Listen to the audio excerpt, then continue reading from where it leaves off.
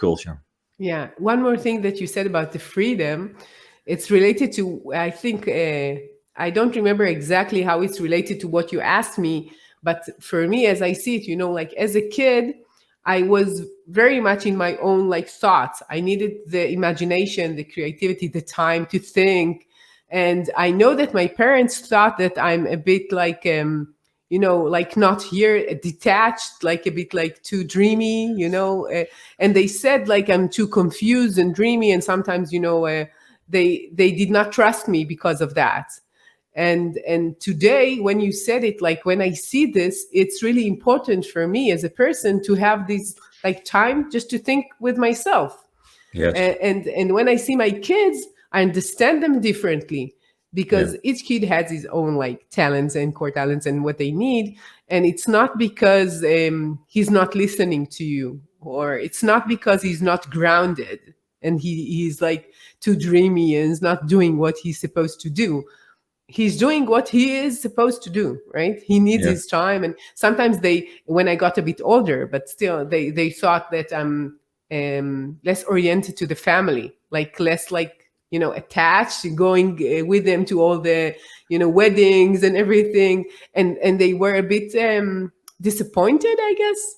But they didn't understand that this freedom is exactly what I need. It's not that I don't love them. It's not that I Yeah. don't care about the family, but I need this space. Yeah. And now as a grown up, I see that. I see Yeah. that I built this space for me in my life, especially in my career, that makes me feel more comfortable and relaxed, and that gives me energy. Some people, it will be the other way around, but for me, it gives me Yeah. energy. So Many people have it. They need what you call is the mental space, the mental freedom. Many people need it. And then if we see how work is organized, we put people in office gardens, like all people with that space, flexible like very, very, spaces and very close to each other. People get crazy. I see it yeah, pretty often, like in people who work in education, when they have this need for mental space and then so they lecture and they're in front of the troops, like they cannot, and they have to focus their attention on the kids, and when they come back they go to a teacher room. That's the last room where they invest in, so no small, just some old computers and everybody crowded.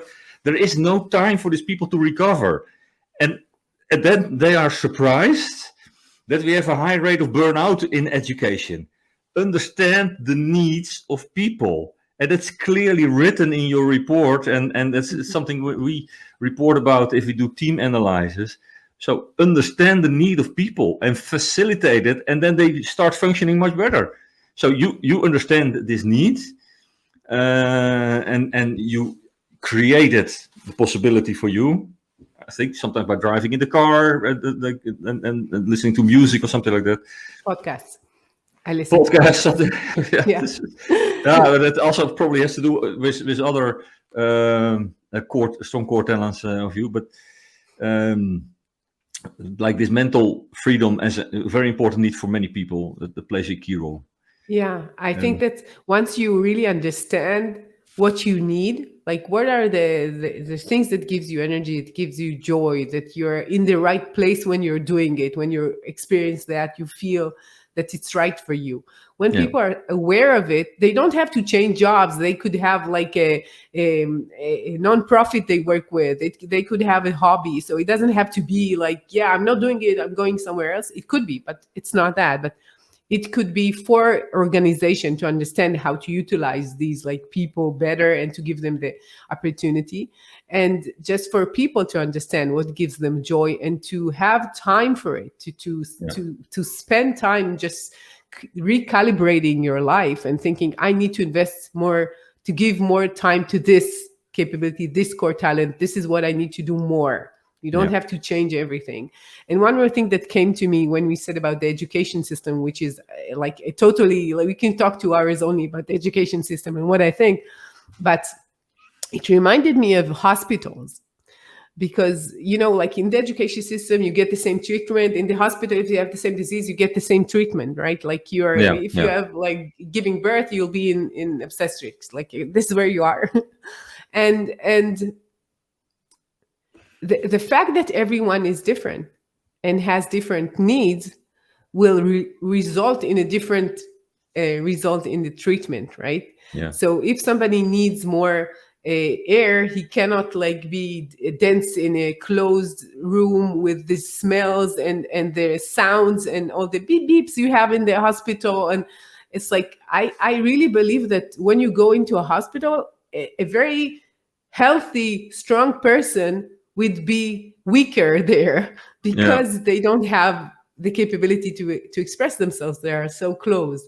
And if you're weaker and you're sick, it's like an additional thing. And I think the same goes to the educational system. There are some kids just sitting with 30, 35. We have 35 kids in Israel in the class.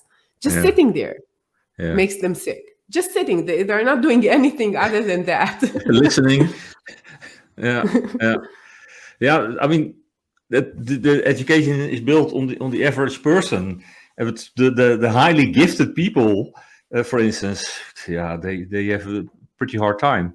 And the understanding that education is a basically individual process, and you don't have to change the complete system, but they can think about what to do, how to facilitate these kids with a different educational need. I remember I've been lecturing quite a while, also at universities and colleges. And I remember one of our students who had HDAD.